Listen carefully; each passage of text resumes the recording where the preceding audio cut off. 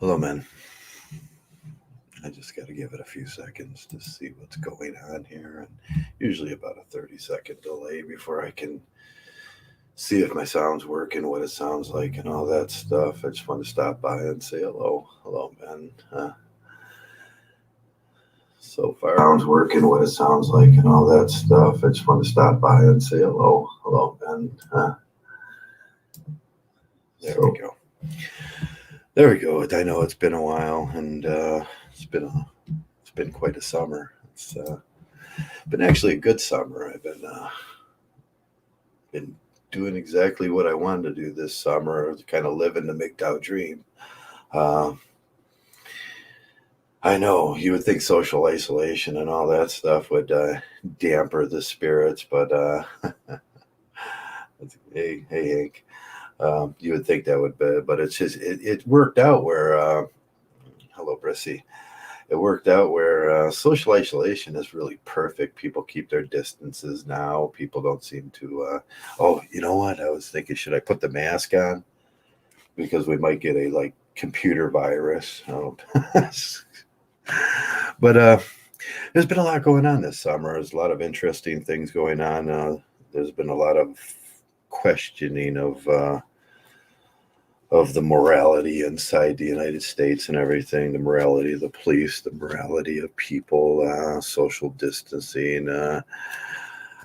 There's just so much going on, and I'm trying to keep away from it. So I was I was socially isolating myself from the rest of the world for a long time. Um, been just kind of riding around on a bike and enjoying summer and doing those sort of things, and that's okay. Reading a lot and looking at a lot of news. Probably looking at way too much news. I'm trying to socially isolate myself from that too. It's coming up to election season, and we see a lot of the posturing from the pundits. And I still don't have a transcendentalist pundit this year. Usually, someone from New York will bring in a transcendentalist candidate, but no, it's not the year for that. I guess ever since spring, we've been watching the George Floyd thing, and I was thinking today about morality and ethics and what is morality. And I know a lot of people think that it's subjective to your own personal opinion, but that's could be farther from the truth. Um, we have a lot of different types of morality. We have descriptive morality and normative. I kind of hang with the normative morality, which refers to a code of conduct that, given specific conditions, would put forward all rationals, the rational persons, agency and moral agency. And we know we could talk for hours and hours about moral agency and females and everything. We'll probably get into that a little bit. There's a descriptive sense of morality that's a code of conduct that's put forward by society or a group. Groups put together. We talked. You can go watch my video in earlier times about non-contacted people and Christian morality. When Christian morality was all about authority, uh, the authority to regulate how they want people to believe, and then you have a normative. What's normal in your area? What's normal in our country? Was choking out a man in the middle of the street normal? I don't know. I don't think so. But I was also thinking today that I looked at yesterday, probably sometime. I looked at how many people have died from in the riots, and 30 people so far. I think the count's still at 30 people. There's 30 people, and I think George Floyd would agree that he probably never would have asked for that. 30 people, including police officers and people that were on one end and people that are on other end, arguing about what is normative. What's normative for the police to be in there? What's normative for the police to do, and what's normative in the code of conduct of the police officers, and the what's normative in the code of conduct of protesters too. We've seen a lot of. I've just been enjoying the ever. It just keeps coming more and more of looting and smashing windows and people going to jail, and it's a lot like back in the 60s and the protests in the 60s, and you had to watch out. I lived right near Kent State, so I had to watch that horrible thing from quite close, and there was questions of morality in there, and the the definitions of morality is pretty simple, but people people are weird. We have groups, and we have code of conducts within group and group loyalty. What is we got probably three things that must be looked at. Loyalty, and we talk a lot about that in MGTOW, about these hoes ain't loyal. Them adorable little children in Pakistan learning English through these hoes ain't loyal, and and we think about morality. First thing in morality is loyalty to the group. If you're using a descriptive, you got etiquette, and you got this code in society and groups and moral codes and stuff like that, and what is normal. I like to think about what is normal in those situations. Let me take a look back and see who's all in. Hello, Ken. Hello, Hank. Probably not a great day to do this. I usually do them on Sunday, but I just too much going on Sunday, and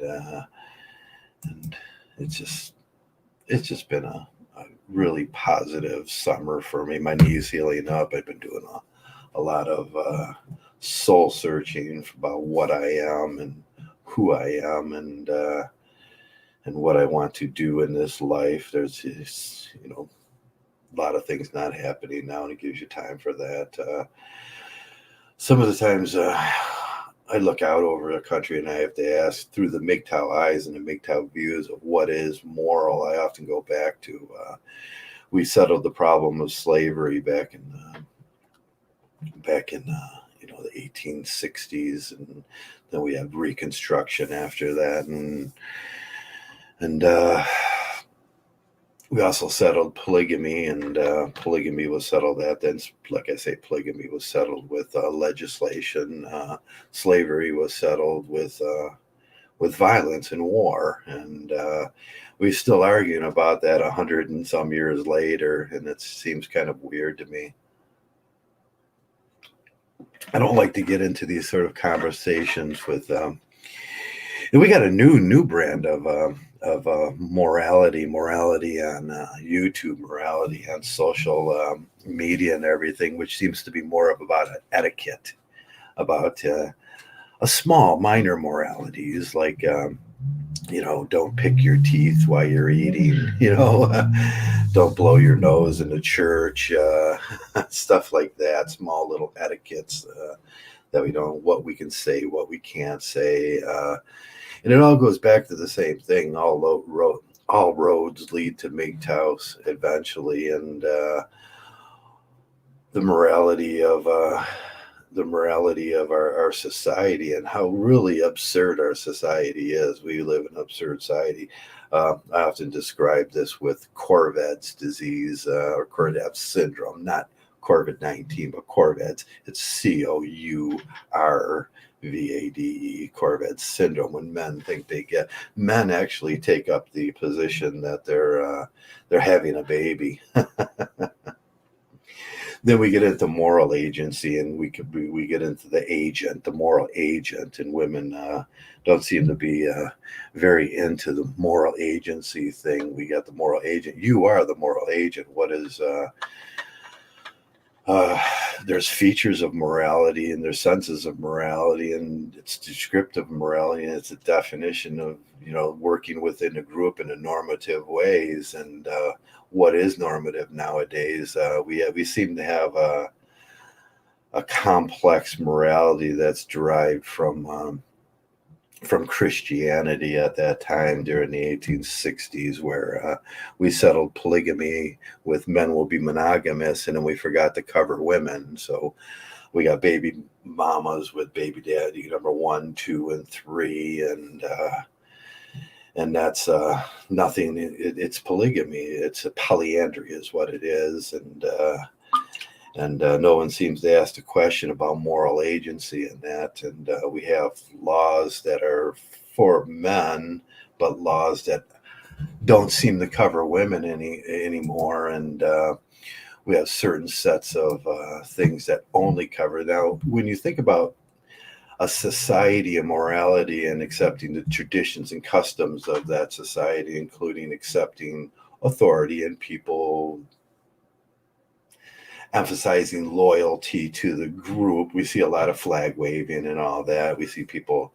We had an argument lately about kneeling while you're, you know, while you're put your hand on your heart and national anthem plays, and that's a whole thing about loyalty to the group. Such a morality might not count as immoral if you don't do it, but behaviors shows loyalty to the preferred group. And the preferred group, while you're at least in America, you have to be waving that flag and doing that thing and talking about politics and social media and all that. And I'm kind of done with that. But there's a certain what it leads to is there's a certain altruism in loyalty to the group. We all pay taxes. We all pay for the social systems and social things that people that fall in between the cracks. And women, generally women and baby mamas, and the Health and Human Services part of that. And there's a sort of familiar kind of morality in that we have the social concept, and it's in-group loyalty. We have to believe, and that's where the Corvids disease come in. I think there's this morality that's evolved. So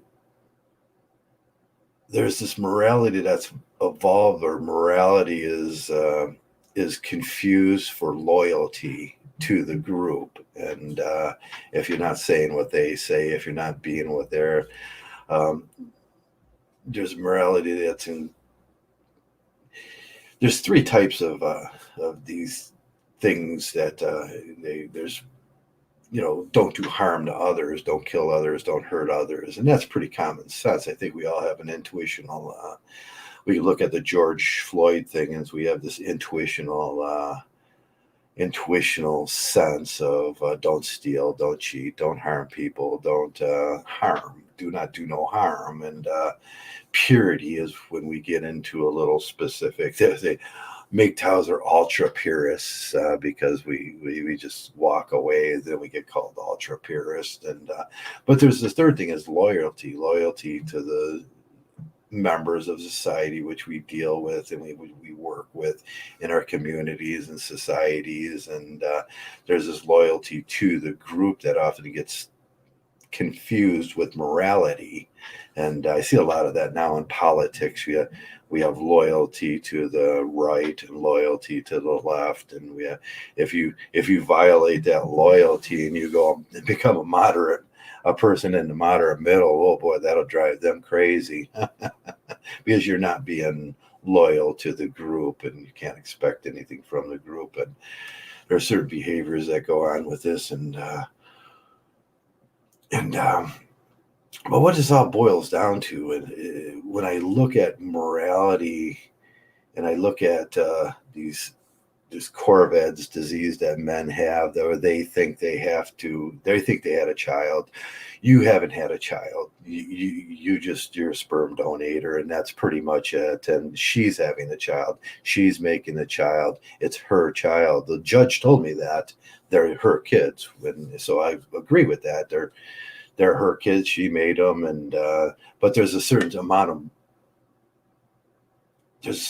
morality or agency, what we call moral agent, where she is the agent, the moral agent at that point, which we relieve them of them duties. And this falls under the polygamy thing where you see baby mama one, two, three, and they have three kids, three ex-husbands, or three ex-partners anymore because no one gets married anymore. You're foolish if you get married anymore, and that's just rubbing the nog of the beast there if you get married. And there's certain things that happen with this loyalty to the group. They might exempt themselves from morality that allows slavery. And when we talk about, we look at the morality that allows for slavery and the morality that allows bias with skin color. And that goes back to the George Floyd thing and the genders and gender morality. And that's pretty much what I say, Corvid's disease.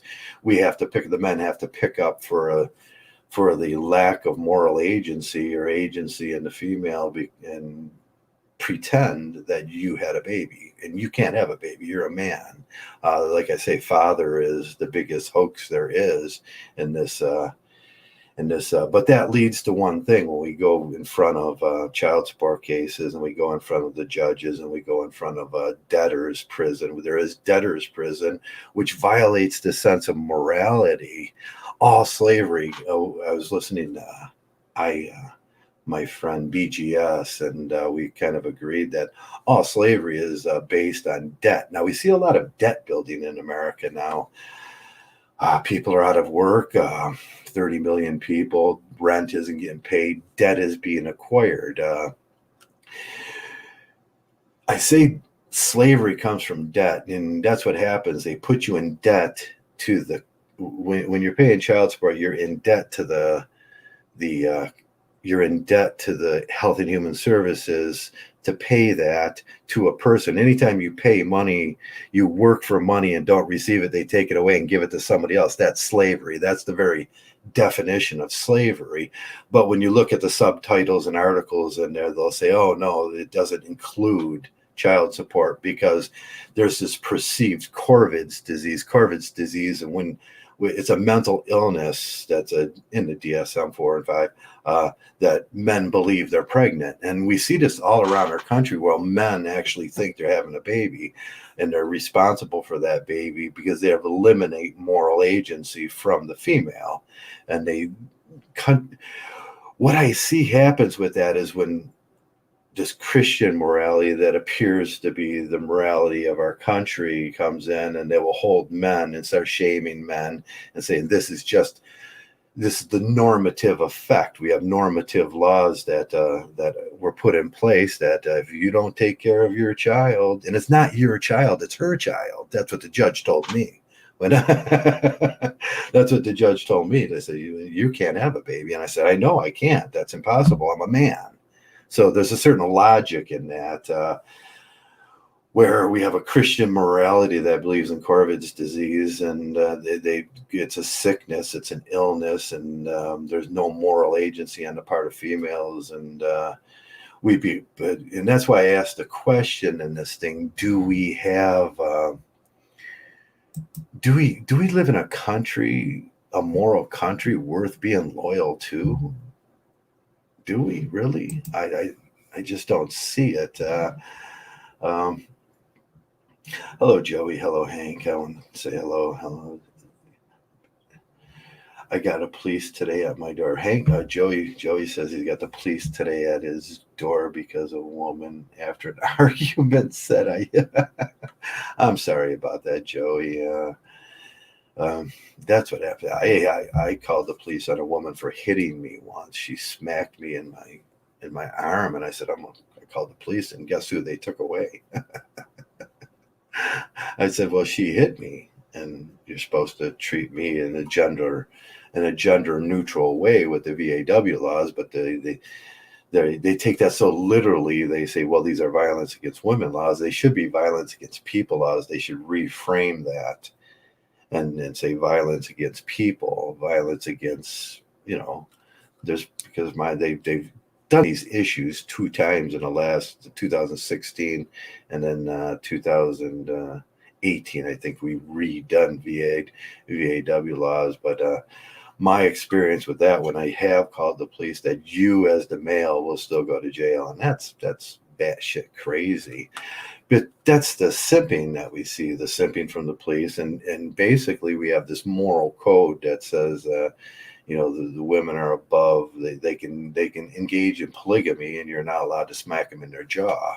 Uh, but uh, then the our country's not going to hold women responsible for polygamy. And I thought we settled this thing. There will be no polygamy. Men have to be monogamous.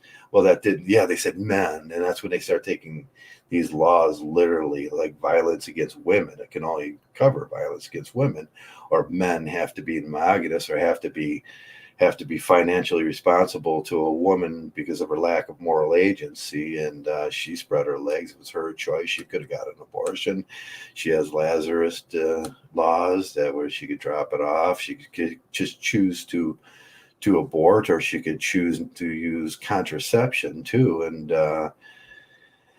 And I guess that's the big argument now. How much do we push men into these moral, this perceived Christian morality that is descriptive in a way? It's descriptive, and it's a group preference. We're just saying men are going to be forced into these things because there's this in-group preference. If you don't do the right thing, you're going to be ostracized from your society, and there will be penalties for that, and there'll be examples. You'll be put forward as an example, and there's code of conducts that put forward an actual group into society that's distinguished from this etiquette that I was talking about, laws and religious etiquette. You all know I'm an atheist, so I really don't. I've been doing 2 books on religion to see if it kind of holds up, and it still doesn't hold up to any sense that God create particles or something like that, and it just doesn't. No, did God create the neutron? No, it was there. It was God preceded the chicken or the egg thing, and none of this stuff seems to hold up. There's this descriptive morality that's prominent, and in this Christian society, that men will be held responsible, even know that we can't have babies. And I think that's the basic thing is like, Joe, can you have a baby? No, I can't. It's just impossible for me. So where should the moral agency, and where should that start? Well, that should start, but then you get into the 2 things of don't harm. We're doing this altruistically for our country, and we set up HHS. We set up we can have these farms where women can do these things and everything, and have children and raise them. And that's where I go back to the social fact, Durkheim's social fact. It's supposed to go straight over to these females, and we can set up these storage units, I call them, the baby mama storage units, which are just high-rise hotels, and they can have their baby, raise their baby, get fed, and raise children and everything, and have a modicum of that moral agency where but there's certain things. Now, BGS was talking the other day about the it's about the rats thing, and when the rat experiments go on, they always look at we always look at how males start competing in those situations where there's women, or there's 2 males and there's a group of female rats, and they'll fight to the death. And then I don't think it's no big news that males do that. We compete. Well, they'll fight to the death. A rat will, at least. I don't know if I'll just walk away, but females. But I think it's more interesting what happens in the female part of structures of society when they start fighting over the kids. They share parenthood, and when there's 2 or 3 baby mamas living in a house, and you can learn a lot from the rat experiments when you got, and kind of look at what happens when, and these things lead to violence. These things lead to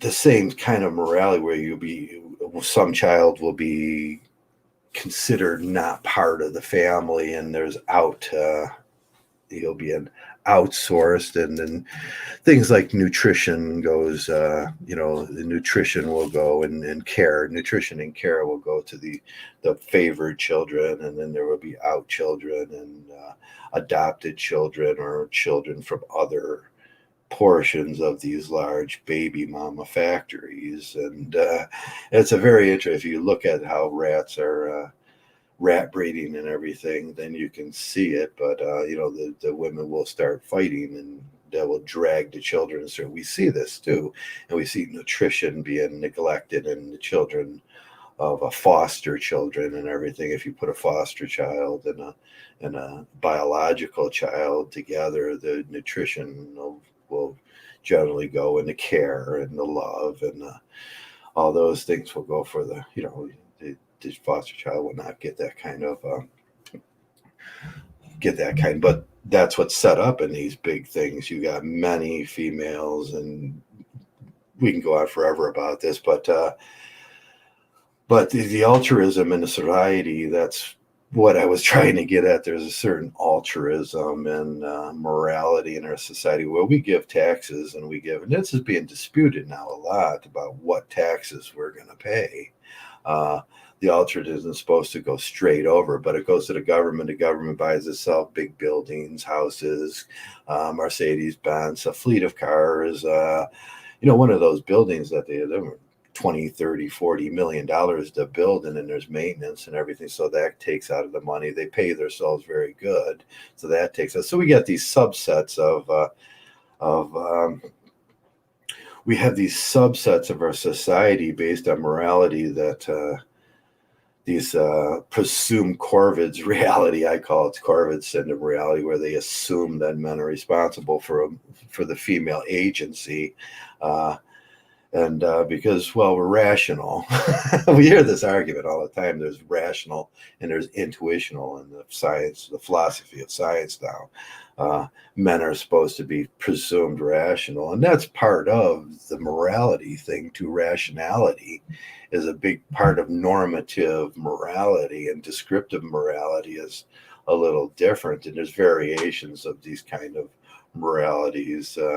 There's response to behaviors, there's advocacy in code, there's acceptance in code, and there's justification and other things. And there's a whole legal system that's built. Now, most of our laws are built on what is normal. We come in, but we go back to non-contacted Christian. Was that society not normal? When I look over this society now, this society this summer especially, I start thinking about the morality of and the George Floyd thing brings up a lot of questions about how people are treated, how men are treated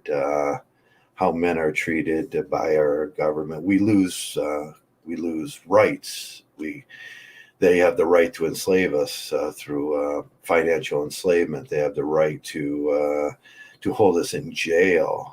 And these are violations of these normative codes, which I was talking about earlier. That's what happens when you have this descriptive, when it starts becoming too descriptive, and you get the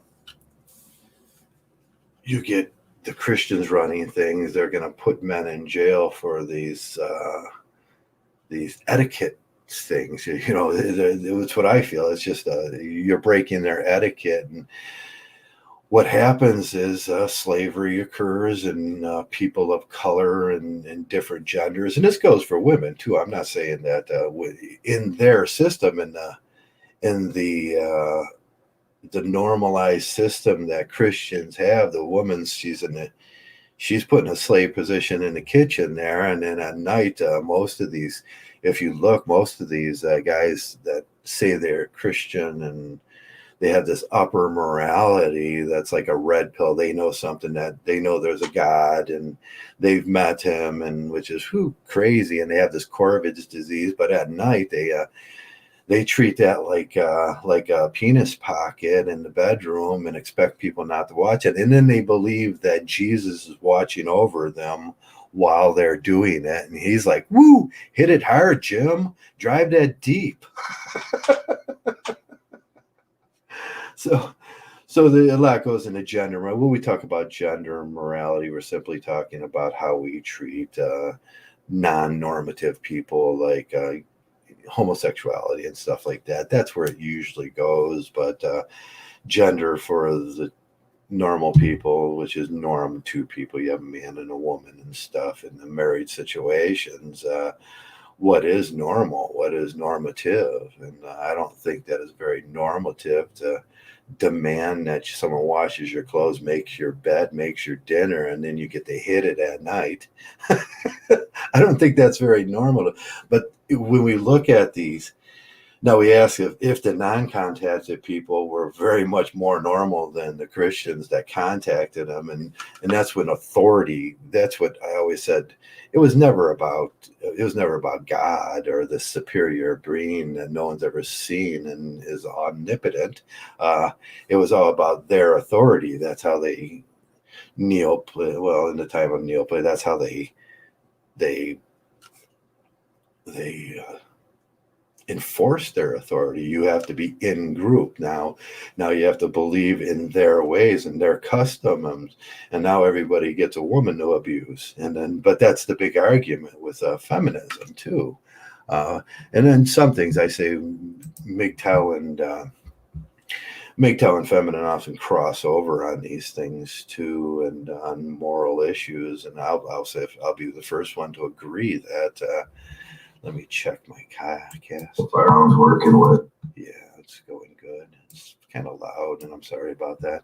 But yeah, we can agree on those things where, well, we look back into the two tenets of barbarism with slavery and polygamy, and they're allowed to be polygamists. So do we really live in a moral society that allows our females to be polygamists but demands monogamy from the male through this system of Christian beliefs and traditions? And it's basically a traditional belief. The trad cons like to push their special brand of morality on us, and they believe that they're having a baby too, which is just Corvid's disease. And that's a sympathetic pregnancy. For if you look it up, it's COUR, not COVID-19. It's COURVADES, and they have sympathetic pregnancy, they believe, and then that relieves the female of all moral agency because, well, now you got a slave.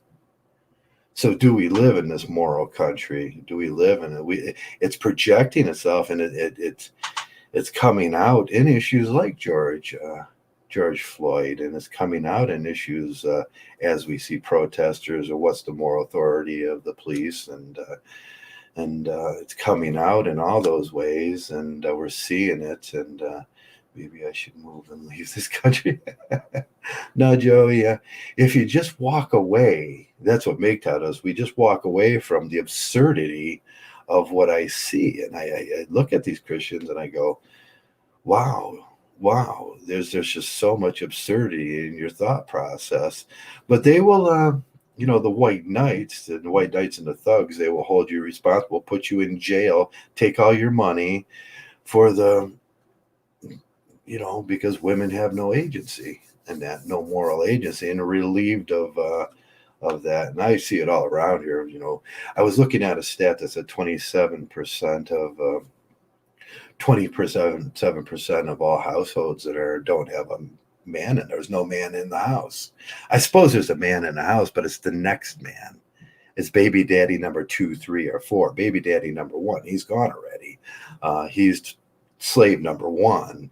Then comes in baby daddy number 2. He thinks he's the alpha, just to find out that after he gets her pregnant, and he believes that he's having a child, and the judge says, no, it's her child. And then you have to pay her. And then you got baby daddy number 2, and then 3 and 4. We used to sit and watch. I told you all the time. We used to sit and watch across the street on Fridays, where baby daddy number 2, 3, 4, and 1. And then there was the man in the house that was, he's the next John. And he was going to take care of everything. And he used to regulate. And then the guys used to fight, and they would yell at each other because each one of them thought they were better, the alpha, to the last one. And they were like, oh, he's a beta. No, you're all going to be betas. You're all cucked from, you're all cucked by the moral code that we have in our laws that believes that you're having a baby. That's the first thing. You're not a father. Father's a made up, it's a made up thing. And but in this society, we see a lot of these problems. All roads lead back to MGTOW. We see a lot of these problems being reflected, and eventually people will wake up and they will develop a moral code in their society that works for equally for men and women. And we'll figure out that I think we'll figure out it'll basically to be Durkheim's when we figure out that triangle of money that goes up to the government gets stolen before it goes back down. Each one of us pay child support already in taxes, and that goes to health and services. And so all men are pre-cucked. That's why I say all men are cucked by taxes. And instead of going altruistically straight over to the female, it diverts itself into buying government buildings, having wars, paying for their BMWs, fleets and fleets of vans and BMWs and cars and parades and bombs and bullets and that stuff, instead of going straight over to what we originally intended from the first contacted people to take care of the females after they get pregnant. Because there is this thing called septocrypsis, which you really never know whether, at least back then you didn't know. Now you can get a DNA test and actually know whether it's your child. But for a million years, sexual crypsis, not cryptis, cis. If you look up at a sexual cryptis, you'll get cryptic choice. But sexual crypsis is different. It's about for a million years, the female would take.